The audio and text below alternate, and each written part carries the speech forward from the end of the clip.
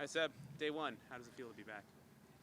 Yeah, it's a long off season. Obviously, when you don't make playoffs as well, you sat at home watching teams compete to win a championship, and I think coming back into day one and seeing the hunger from the players to get back into market and want to get back on the field and train and get to know each other because we have some new faces here also. I think it's refreshing and exciting for everyone.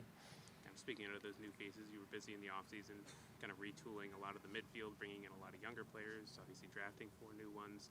How happy have you been just in terms of the work that has been done this offseason in the back end?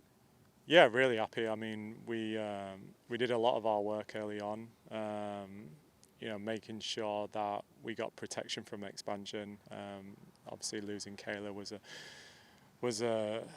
something that we didn't really want, but letting her go to her home and being ultimately a franchise player.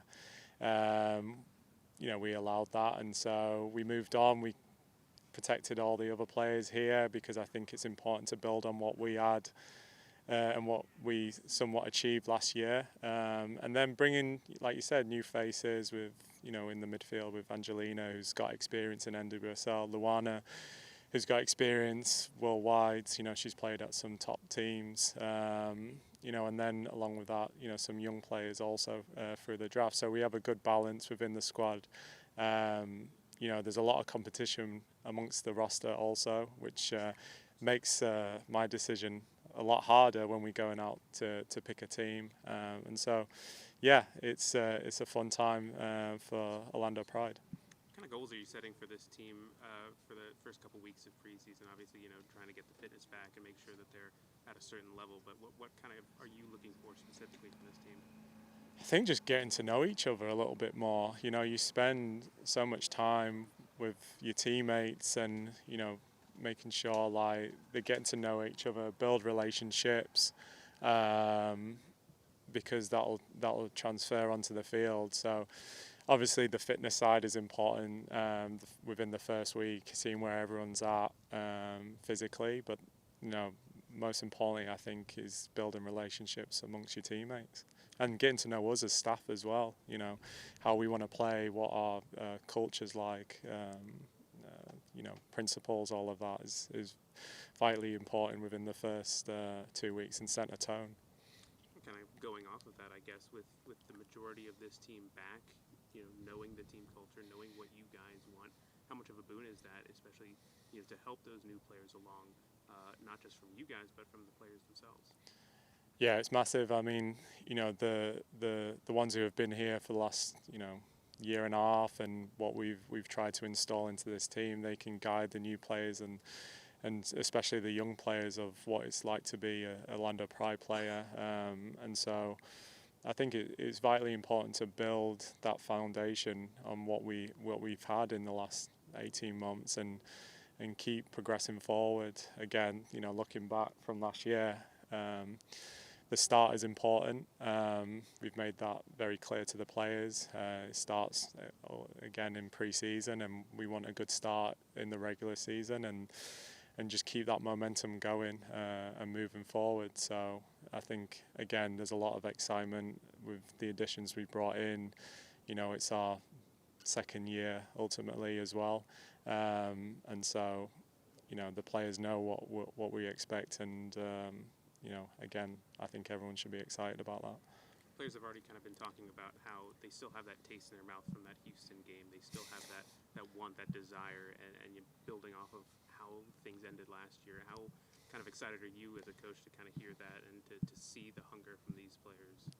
Yeah, I mean, all the credit has to go to the players and their effort and determination and what they put into the back end of last year, because you couldn't have wrote that script and how it ended. It was bitterly disappointing to see their faces and how they felt once the final whistle went.